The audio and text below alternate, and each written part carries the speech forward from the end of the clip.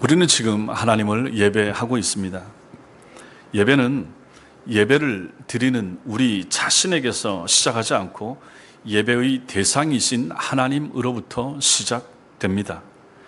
하나님께서 성령을 통해서 여러분과 저 우리를 부르시고 예수님을 알고 믿게 하셨습니다.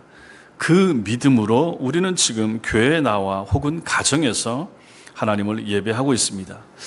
이러한 예배 시간에 우리는 가장 먼저 하나님을 생각하는 것이 필요합니다. 하나님이 누구시고 나를 위해서 어떤 일을 하셨으며 그 결과 나의 신분에 어떤 변화가 있었는지를 생각하는 것이 필요합니다. 교회 오실 때마다 예배 자리에 참여하실 때마다 가장 먼저 생각하는 것이 바로 이것이어야 합니다. 하나님이 어떤 분이신가? 하나님이 나에게 어떤 은혜를 베풀어 주셨는가 하는 것입니다. 이것을 바로 알게 되면 우리 마음에는 감사함이 일어납니다. 삼위일체 하나님을 향하여 감사하는 마음이 생기게 되고 그분을 진심으로 예배하고 싶은 마음도 거기서 일어나게 되는 것입니다. 이때의 감사는 그저 말로만 하지 않고 하나님께서 여러분과 저 우리에게 주신 것 가운데서 귀한 것을 드림으로써 감사를 표현하게 됩니다. 예배 중에 그 감사를 돈으로 표현하는 것, 그것이 바로 헌금이 되죠. 교회 합병 후에 맞이하는 첫 번째 새해를 지나면서 저는 계속해서 신앙의, 여러분과 저 우리 신앙의 핵심과 기본에 대하여 설교하고 있는 중인데, 이러한 설교를 2월 달까지 하고 3월부터는 사도행전 강해를 하고자 합니다. 그래서 2월 달까지 오늘은 헌금에 대하여, 다음 시간에는 예배, 그 다음에 기도, 그 다음에 말씀에 대하여 주제 설교처럼 한 다음에 3월부터 강해 설교를 하도록 하겠습니다. 그래서 오늘은 먼저 헌금이고, 이 헌금에 대해서 배우겠는데, 성경적인 헌금의 정신과 원리를 배워서 바른 헌금 생활하는 여러분과 제가 될 수 있게 되길 바랍니다. 먼저는 헌금에 대한 오해를 바로 잡을 필요가 있습니다.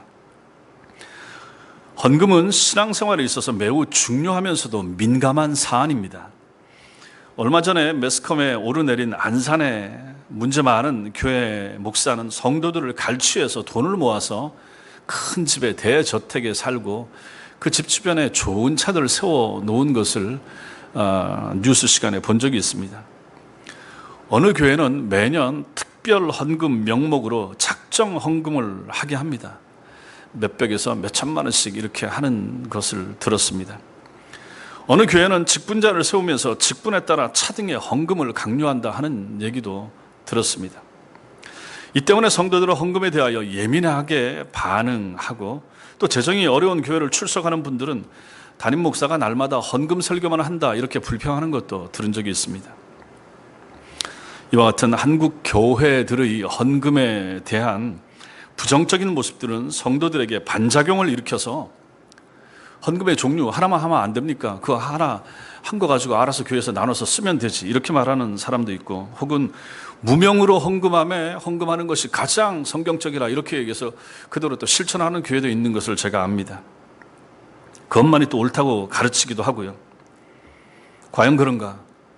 따라서 우리는 먼저 헌금에 대한 오해를 정리할 필요가 있습니다. 물론 제가 이 시간에 이렇게 설명을 드린다고 해서 이것이 한 번에 다 정리가 되지는 않겠지만, 그럼에도 불구하고 우리가 좀 바르게, 여기 계신 분들이야 다 잘 아시고 바르게 하고 있지만 잘 모르시는 분들이 있을 수 있기 때문에 우리가 바르게 배우셔서 그분들에게 오해하는 부분에 대해서 가르쳐 주실 필요는 있을 것입니다. 성도들의 헌금에 대한 오해, 어떤 것들이 있을 수 있습니까? 먼저는 교인들 중 일부는 헌금은 목사에게 주는 것이나 아니면 목사에게 바치는 돈 정도로 생각하는 사람들이 있습니다. 이것은 세상에 있는 불신자들이 이렇게 많이 생각을 합니다. 이것은 목사들의 그릇된 가르침이나 잘못된 관행으로 인해서 생긴 문제일 것입니다. 매스컴에 오르내린 일탈한 목사들은 거의 모두 돈 문제에 연루되어 있기 때문에 일부의 사람들이 이렇게 헌금을 목사에게 갖다 바친다, 헌금하면 목사가 챙긴다, 이렇게 생각을 하는 것입니다. 그러나 헌금은 결코 사람에게나 사람을 위해서 드리는 것이 아닙니다. 비록 구약시대에 하나님께서 11조와 헌물이라는 제도를 두시고 제사장과 레위인들의 몫을 정해 주셨음에도 불구하고 모든 헌금은 사람에게 드리는 것이 아니라 하나님께 드리는 것입니다. 바울은 빌립보 교회가 자신에게 보낸 헌금에 대해서 빌립보서 4장 18절에서 이렇게 말합니다. 내게는 모든 것이 있고 또 풍부한지라 에바브로디도 편에 너희가 준 것을 받음으로 헌금을 보냈어요. 에바브로디도를 통해서 바울에게 헌금을 보낸 것입니다. 선교 헌금을 보냈죠. 너희가 준 것을 받음으로 내가 풍족하니 이는 자기가 받았음에도 불구하고 바울은 이는 받으실 만한 향기로운 제물이요 하나님을 기쁘시게 한 것이라. 자기가 선교비를 자기가 직접 받아서 쓰겠지만 그것은 받으실 만한, 하나님이 받으실 만한 향기로운 제물이고 하나님을 기쁘시게 한 것이라, 이렇게 표현하는 것입니다. 빌립보 교인들이 자신에게 보낸 물질을 하나님이 받으실 만한 향기로운 제물로, 그리고 하나님을 기쁘시게 한 헌금으로 표현하는 것입니다. 헌금은 목사에게 바치는 것이 아니라 하나님께 바치는 것입니다. 또 하나 교정해야 될 그 헌금에 대한 오해는 무엇인가? 헌금을 교회 조직 운영을 위한 회비 정도로 생각하는 경우도 있습니다. 물론 교회가 운영되려면 당연히 돈이 필요합니다. 예배당이나 시설에 소용되는 비용이나 또 목회자 생활비, 교육, 구제, 선교, 그리고 기타 부대 비용들이 분명히 필요한 것입니다. 그럼에도 불구하고 헌금은 교회의 운영 자금을 드리는 행위가 아닙니다. 헌금은 하나님께 드리고 하나님의 일을 위해서 바치는 것입니다. 오늘 우리가 읽었던 본문에서 다윗은 분명히 성전 건축을 위해서 자기 생애 마지막 혼신의 힘을 다해서 자신에게 있는 모든 물질을 전부 드리는 모습을 보여줍니다. 백성들이 이런 다윗 왕의 행동에 감동을 받아서 기쁨으로 또 저들도 물질을 드리는 모습을 오늘 성경이 묘사를 해주고 있습니다. 이것은 분명히 눈에 보이는 건물을 위한 실용적인 비용으로서 드려지는 것이지만 오늘 9절 말씀을 보십시오. 백성들은 자원하여 드렸으므로 기뻐하였으니 곧 그들이 성심으로 여호와께 자원하여 드렸다, 이렇게 표현합니다. 또 14절 말씀도 보십시오. 나와 내 백성이 무엇이기에 이처럼 즐거운 마음으로 드릴 힘이 있었나이까? 모든 것이 주께로 말미암아 싸우니 우리가 주의 손에서 받은 것으로 주께 드렸을 뿐이니이다, 이렇게 고백하는 것입니다. 이것은 건축을 위한 자금이지요. 지금 이거 드려서 이거 갖고 성전을 져야 되니까요. 눈에 보이는 물리적인 건축을 위한 헌금이지만 그 이전에 하나님께 드리는 예물이었다 하는 것을 고백하고 있는 것입니다. 헌금은 단지 좋은 일의 차원이 아니라 하나님께서 기억하시고 하나님께서 영광을 받으시는 예배 행위가 됩니다. 물론 우리가 드리는 헌금은 교회 운영을 위하여 사용되는 실용적인 비용이긴 하지만 그 이전에 하나님께 예배 행위 중에 바쳐드리는 여러분과 저 성도 신앙 고백의 한 행위, 한 표현으로서의 모습이 바로 헌금이 되는 것입니다. 또 하나 오해는 하나님께서도 일을 하시려면 돈이 필요하다, 이렇게 생각하는 분들도 있습니다. 연로하신 부모님께 자식이 용돈을 드리는 것처럼 헌금을 생각하는 이러한 태도들도 있을 수가 있습니다. 이것은 하나님을 모독하는 일이 됩니다. 오늘 우리가 읽었던 말씀의 11절과 12절의 다윗의 고백을 보십시오. 여기서 뭐라고 말하고 있습니까? 전부 다 하나님의 것입니다, 이렇게 표현을 하고 있죠. 우리 자신을 비롯하여 만물이 다 그렇습니다. 부유함과 귀함, 우리가 누리고 사는 모든 것, 가족들부터 내 생명과 내게 속해 있다라고 생각하는 것, 이게 전부 다 어디서 왔습니까? 우리가 참 신자이고 성경을 그대로 믿고 또 우리가 회심한 성도라 그러면 이 모든 것이 다 하나님께로부터 왔습니다, 주님이 주신 것입니다 라고 전부 다 고백하게 마련입니다.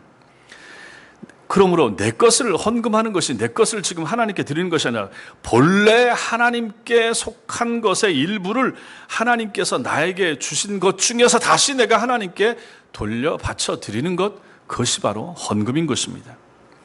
우리의 존재와 소유 가운데 하나님께로부터 나오지 않은 것이 아무것도 없지 않습니까? 헌금은 바로 이런 고백, 이런 인정 아래서 하나님께 드리는 것입니다. 내 것이 전부 다 하나님의 것입니다. 그 중에서 내가 지금 떼어서 하나님께 11조와 감사를, 주일 헌금을 드립니다 하고 바치는 거죠. 우리 말씀 한 군데 찾아보겠습니다. 말라기 보겠습니다. 구약성경 맨 마지막 말라기 3장.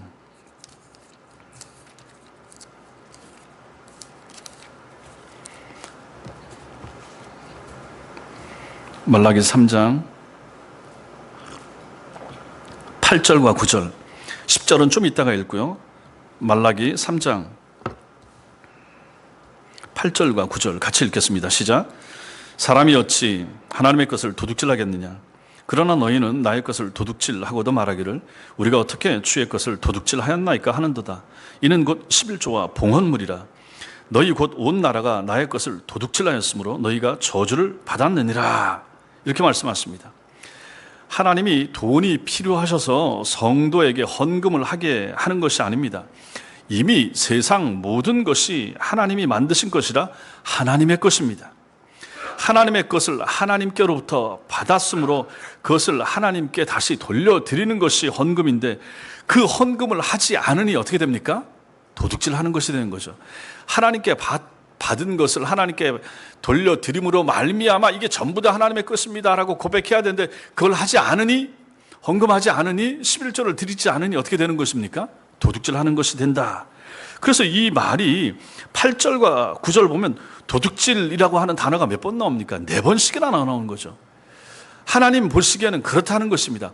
그 당시 말라기 시대 하나님의 백성들이 하나님 앞에 헌금 생활 제대로 하지 않는 것에 대하여 하나님의 평가하심이 도둑질을 하고 있다, 이렇게 하시는 거죠. 마지막으로 우리가 생각할 수 있는 헌금에 대한 오해는 헌금을 뇌물이나 투자처럼 생각하는 것입니다. 헌금을 드려서 하나님이 감동받으시고, 그래서 감동받으신 하나님께서 나에게 더 많이 돌려주시게 하려는 마음에서 헌금을 드리게 될 때 이런 자세를 갖게 되는 것입니다. 이런 태도는 말라기 3장 10절에 대한 잘못된 가르침의 결과일 수 있습니다. 그 말라기 3장 10절 같이 읽겠습니다. 시작. 만군의 여호와가 이르노라. 너희의 온전한 11조를 창고에 들여 나의 집에 양식이 있게 하고 그것으로 나를 시험하여 내가 하늘 문을 열고 너희에게 복을 쌓을 것이 없도록 붙지 아니하나 보라. 이것은 많은 경우에 11조 잘하면 하나님께서 낸 것 이상으로 갚아 주시겠다라고 해석되는, 또 그렇게 목사님들이 많이 가르치시는 그런 구절이 됩니다. 그러나 이것은 보상이나 거래를 확인시켜주는 그러한 구절이 아닌 것입니다. 하나님께서 우리의 탐욕을 부추겨서 헌금을 내게 하시는 잡신 정도로 그렇게 묘사하고 있는데, 그것은 잘못된 것입니다. 지금 우리가 읽은 말라기 3장 10절, 이 구절은 약속을 분명히 지키시는 언약의 신실하신 하나님을 드러내는 구절, 그것이 바로 말라기 3장 10절입니다. 보십시오. 11조는 누가 합니까? 이스라엘 백성들이 합니다. 11조는 누가 합니까? 언약 백성이 합니다. 하나님을 하나님으로 모신, 그리고 하나님의 백성된 사람인 이스라엘 백성들. 그럼 이 사람들이 다른 것들도 있지만 여기서는 뭘 가지고 자신이 언약 백성인 것을 드러냅니까? 하나님 앞에서 받은 물질에, 받은 것의 소득 가운데 10분의 1을 하나님 앞에 드림으로 말미암아 하나님이 당신이 나의 주인이십니다, 나는 당신의 백성이고 나는 종입니다, 나는 하나님의 백성입니다 하는 것을, 표시를 나타내는 거죠. 그래서 11조를 하는 것이 하나님을 인정하게 되고 11조를 드리는 것이 나는 하나님 당신의 백성입니다 하는 것을 확인하는 순간이 되는 거예요. 그런데 그 시대 이스라엘 백성들이 11조를 하지 않았습니다. 그럼 어떻게 됩니까? 나는 하나님 당신 모릅니다, 나는 하나님 당신의 백성이 아닐걸요, 이렇게 하는 것이나 마찬가지가 되는 것이죠. 11조를 하지 않으면 자기가 언약 백성인 것을 포기하는 행위가 되는 것입니다. 그런데 다시 만약에 이들이 11조를 하게 된다, 그러면 언약 백성인 것을 인정하고 살게 되는 것이고, 그렇다면 그에 합당한 복을 내려주시겠다는 하나님의 약속의 말씀, 이것이 바로 말라기 3장 10절의 말씀이 되는 것입니다. 단순히 너 11조 떼먹지 말고 해봐, 11조 잘하면 내가 갚아줘, 배로 갚아줄게, 걱정 마, 이게 아니란 말입니다. 하나님이 협상하고 딜하기 위해서 이 말씀을 주신 게 아닌 거예요. 이건 우리 편에 옵션이 있는 것이 아닙니다. 해도 되고 안 해도 되는 것이 아니에요. 하면 많이 받고 안 하면 그냥 그 정도에서 그치고, 이게 아니란 말입니다. 너 하나님 백성 맞아? 구원 받았어? 참 신자야? 중생했어? 그렇다면 너는 당연히 11조를 통하여 나를 하나님으로 인정해야지. 11조 드리는 순간에 너는 언약 백성, 내 백성인 것을 드러내는 행위가 되는 거야 라고 하나님이 말씀하시는 것이죠. 그래서 지금 11조 떼먹고 안 하고 있는 이 말라기 시대 백성들에게 다시 해라, 그러므로 말미암아 언약 백성인 것을 회복을 해라, 그러면 물질 재정적인 뿐만 아니라 모든 삶의 면에 있어서 내가 복을 줘서 네가 또 너희 나라가 하나님의 백성, 내 백성인 것을 내가 보여주도록 하마 라고 하시는 하나님의 약속과 언약의 말씀, 이것이 바로 말라기 3장 10절의 말씀이 되는 것입니다. 물질 자체의 축복이 아니라 언약 회복의 축복을 말하는 것입니다. 11조를 드림으로 언약 백성임을 드러내는 자에게 하나님의 언약의 확실성을 하나님 스스로 보장하시는 말씀, 이것이 바로 말라기 3장 10절 말씀이 되는 것입니다. 성도 여러분, 헌금은 뇌물도 아니고 복권도 아니에요. 드렸더니 30배, 60배, 100배 그런 생각하지 마시란 얘기입니다. 그 사기꾼 심보예요. 하나님 그렇게 안 줄 수도 있고 줄 수도 있어요. 하나님이 알아서 주시는 것입니다. 돈으로 안 주셔도 하나님이 건강으로 지켜주시고 다른 면에 지켜주시고 자식의 앞날과 다른 평안, 좋은 교회 만나는 거, 좋은 목사님 만나서 영원히 탈취당하지 않는 거, 좋은 성도들 만나서 바람직한 교회에서 신앙생활 잘하는 거, 그것은 물질의 복보다 훨씬 더 나은 거 아니겠습니까? 그런 거 생각하면 우리가 하나님께서 받고 있는 그런 받아 누리는 복이 얼마나 많은가 생각을 해보십시오. 항상 돈 가지고 경제적인 면만 가지고 생각을 하니까 신앙생활이 좀 버겁고 힘든 거예요. 아닌 것입니다. 우리는 늘 하나님께 빚진 자요, 하나님께서 제공해 주신 모든 것을 가지고 누리면서 살아가는 존재들입니다. 그러므로 정상적 기독교 신앙에서 헌금은 기본적으로 감사의 표현입니다. 내가 감사해서 드리는 거예요. 하나님 앞에서 한 주를 살게 하심 감사, 코로나 시대 살게 하심 감사, 월급이 줄었어도 이 정도를 받게 하심 감사, 일할 직장이 있으면 감사, 먹을 거 있으면 감사, 감사한 거죠. 항상 풍족해야 하나님 앞에 감사하겠습니까? 남보다 연봉이 많아야 감사하겠습니까? 그걸 누가 어디 성경에서 그것을 약속하고 있습니까? 헌금은 거래나 보상이나 투기나 투자가 아닌 현재 받아 누리는 것에 대한 감사의 표현, 이것이 바로 헌금인 것입니다. 두 번째로 우리는 헌금의 원리에 대해서 좀 배울 필요가 있습니다. 그렇다면 우리는 바른 헌금의 정신과 원리를 알아야 됩니다. 먼저는 헌금에는 대표성이 있습니다. 대표성이 있다. 비록 헌금, 즉 돈을 우리가 하나님께 바치는 것이지만 그 돈은 단순한 돈이 아니라 돈을 드리는 사람 자신, 그리고 그 사람에게 속한 모든 것을 대표하는 것입니다.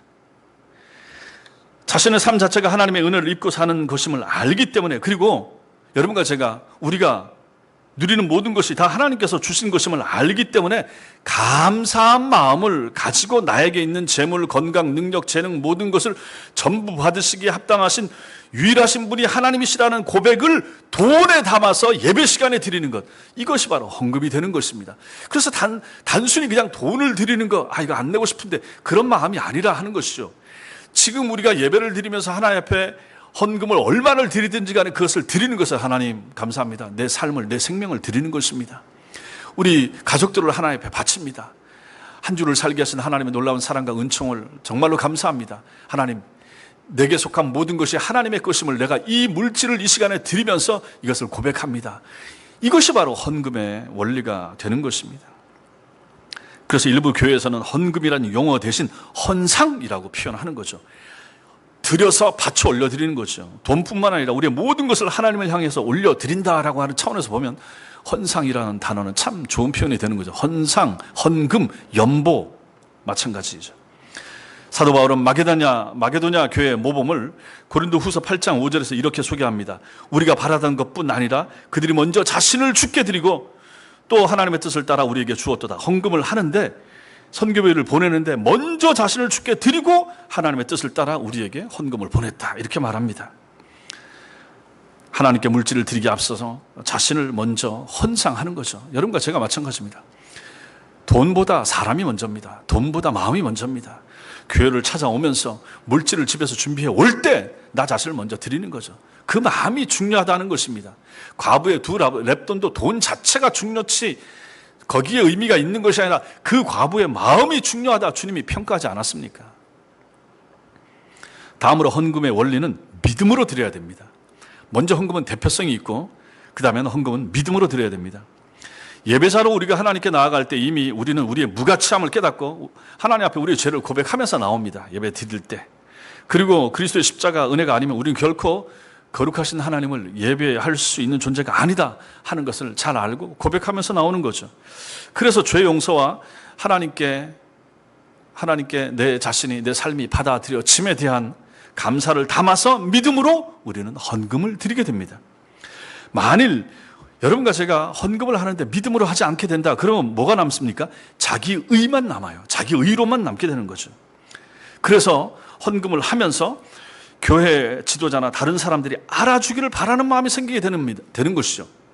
이것을 만약에 목사가 이용한다 그러면 어떻게 됩니까? 헌금을 부추기게 되고, 헌금한 사람을 칭찬하게 되고, 높이게 되고, 박수 쳐주게 되고, 헌금 액수를 불러주게 되고, 이렇게까지 되게 되는 거죠.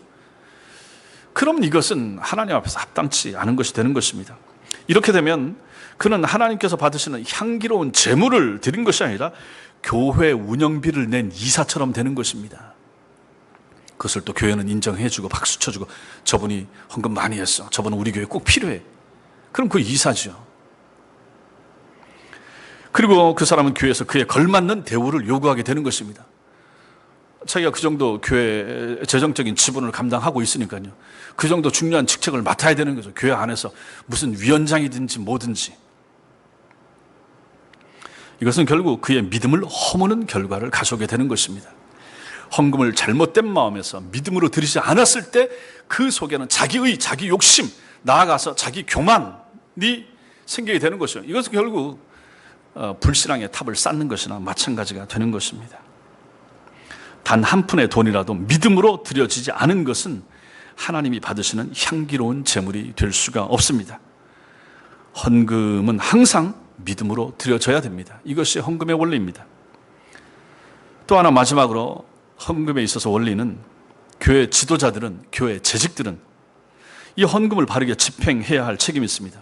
우리 교회 66명의 올해 재직을 세웠습니다. 이분들의 책임이 여기 있습니다. 여기 계신 분들이 다 마찬가지입니다.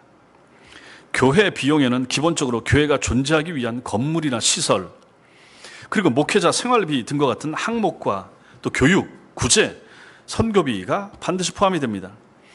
교회의 유지와 존재를 위해서 꼭 필요한 실용적인 목적에 이 헌금을 사용해야만 합니다. 열왕기하 22장에 보면 성전의 부서진 부분의 수리를 위해서 헌금으로 드려진 은을 사용하게 하는 장면이 나오는데, 허물어진 성전을 수리하기 위해서 바쳐진 은을 가지고 이거 고쳐라, 이렇게 말하는 거죠. 실용적인 부분을 위해서 사용하는 것입니다. 마찬가지로 우리도 헌금해서 우리 저쪽에 수리할 부분이나 이런 거 다 마찬가지입니다. 교회 보수하고 고쳐야 될 부분, 그렇게 성도들이 낸 헌금 가지고 하는 것이 옳다 하는 것입니다. 그렇지만 구약의 이스라엘 백성들은 11조와 헌물을 하나님께 제대로 바치지 않은 경우가 많았고, 그러다 보니까 꼭 필요한 곳에 헌금을 사용하지 못하는 일들이 생기곤 했습니다. 11조를 해야 할 사람들이 하지 않음으로 인해서 11조를 받아서 생활을 하던 제사장과 레위인들이 점점 자기 먹을 것이 없어지니까 먹고 살 길을 스스로 찾는 일이 구약 성경에 있었던 것입니다. 그러다 보니까 그들이 본래 감당해야 했던 하나님의 율법에 충실하지 못하게 되죠. 그렇잖아요. 레위인과 제사장들이 이스라엘 백성들이 충분히 주는 그 생활비와 그 11조를 가지고 받아서 생활해서 말씀 준비하고 율법 가르치고 하는 일을 해야 되는데, 배가 고프니까, 거기에 먹을 것이 부족하니까, 가족들 돌봐야 되니까 율법 준비하는데 소홀히 하고 자기도 먹고 살 길 찾아야 되고, 뭐 포도 따러 간다든지 농사해야 되겠다 이러고 나가는 거예요. 그러니 말씀 준비 못하게 되고, 말씀 준비 못한, 율법을 연구하지 못한 제사장들이, 레위인들이 하나님 앞에서 바르게 그 백성들을 영적으로 지도하고 가르칠 리가 만무했던 거죠. 그러니까 말라기 시대에 점점 이 부패의 악순환, 타락의 악순환이 벌어지게 되었던 것입니다. 이스라엘 백성들의 영적인 삶이 더 황폐해져 갔던 것이죠. 그래서 우리가 잘 아는 히스기야 왕은 백성들의 신앙을 개혁하고자 할 때 백성들에게 11조를 드리라 명령을 했던 거죠. 역대하 31장 4절과 5절 제가 읽어드리면, 또 예루살렘에 사는 백성을 명령하여 제사장들과 레위 사람들 몫에 음식을 주어 그들에게 여호와의 율법을 힘쓰게 하라. 음식을 줘서 여호와 율법 공부하는데 힘쓰게 하라 하니라. 왕의 명령이 내리자 곧 이스라엘 자손이 곡식과 포도주와 기름과 꿀과 밭의 모든 소산의 첫 열매들을 풍성히 드렸고, 또 모든 것에 11조를 많이 가져왔으며, 이렇게 기록하고 있습니다. 제사장 레위인들 사람 아닙니까? 먹어야 살죠. 그 사람들도 굶주리고 배고프니까, 배고픈데 뭐 말씀 연구하고 율법 읽고 연구할 마음이 생기겠습니까? 배를 채워주고 안정시켜 주니까 그 일을 하게 되는 거죠. 그렇게 하기 위해서 11조를 해라. 제사장과 레위 사람들이 자기 밥벌이가 아닌 율법에 힘써야만 하나님 백성의 영적인 삶이 회복된다 하는 것을 히스기야가 알았던 것입니다.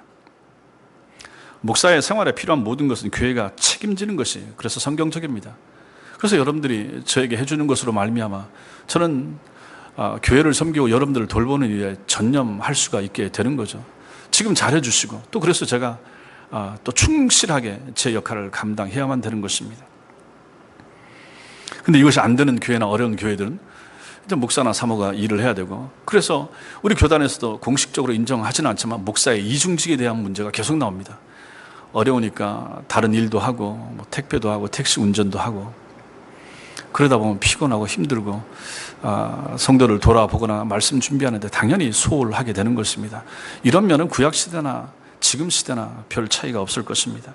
목사에게 너무 많이 너무 풍성하게 줄 필요는 없지만 기본적인 생활을 유지할 수 있을 정도는 필요한 것이고, 결국 목사와 목사 가정이 마찬가지입니다. 뭐 이 땅에서 돈을 모으고 저축하고 벌고 그걸 위해서 소명받아 이 길로 들어선 사람들이 아니잖아요. 그 길로 가면 그 사람은 뭐 사꾼이라고 봐야 되지만, 그 길로 가지 않은 대부분의 많은 목사님들은 기본적인 것만 채워지면 자기가 하나님 앞에 부름받은 소명의 길을 열심히 달려갈 사람들이기 때문에 성도님들이 그 목사의 생활비와 생활을 책임져 주고 또 돌보아 주는 것은 지극히 성경적이고 합당하다는 것입니다. 그리고 선교를 위해서 드려진 헌금은 선교사와 선교 기관을 후원하는 일에 분명히 쓰여져야 됩니다. 여기에 들여진 돈이 다른 데 엉뚱하게 쓰여진다든지 뭐 새나가면 이거 옳지 못한 거죠. 건축 헌금을 한다 그러면 교회 대출 원금과 이자를 상환하는 곳에 마땅히 쓰여져야 됩니다. 그러므로 이 모든 일, 헌금 집행에 관한 이러한 일들을 살필 책임이 재직들에게 있고, 그래서 재직회를 한다 하는 것이죠. 그리고 또 교회가 만약 어렵다 그러면 힘껏 헌금해야 될 사람들이 누굽니까? 재직들이 여러분들이 하셔야 되는 거예요. 그게 여러분의 책임인 거죠. 여러분들이 여러분의 영혼을 맡기고 돌보고 책임지고 하고 섬기고 있는 교회에 어려움이 있다 그러면 그 누가 헌금하겠습니까? 외부에서 하겠습니까? 아닌 거죠. 여러분들이 내 씀씀이를 줄여서라도 하나님 앞에 기쁨과 즐거움으로, 그러나 자원하여 해야 되는 거죠. 즐겁지 않으면, 기쁘지 않으면 하기 어렵지 않습니까? 이상과 같은 것들이 바로 헌금의 원리라 하는 것이죠. 마지막으로 우리는 헌금의 실천. 그럼 헌금을 어떻게 실천할 것인가? 먼저, 그럼 헌금은 얼마를 드리면 되겠습니까? 이에 대하여 성경이 가르치는 기본 원리가 고린도후서 9장 7절입니다. 각각 그 마음에 정한 대로 할 것이요 인색함으로나 억지로 하지 말지니 하나님은 즐겨내는 자를 사랑하시느니라, 이렇게 말씀합니다. 헌금을 각각 그 마음에 정하라라고 하는 것은 헌금은 하나님께서 정해 주시거나 교회가 정하는 것이 아니라는 것입니다. 개인이 가정에서 각자 정하는 것입니다. 헌금의 인색함이나 억지가 개입이 되면 그것은 이미 바른 헌금이 되지 못합니다.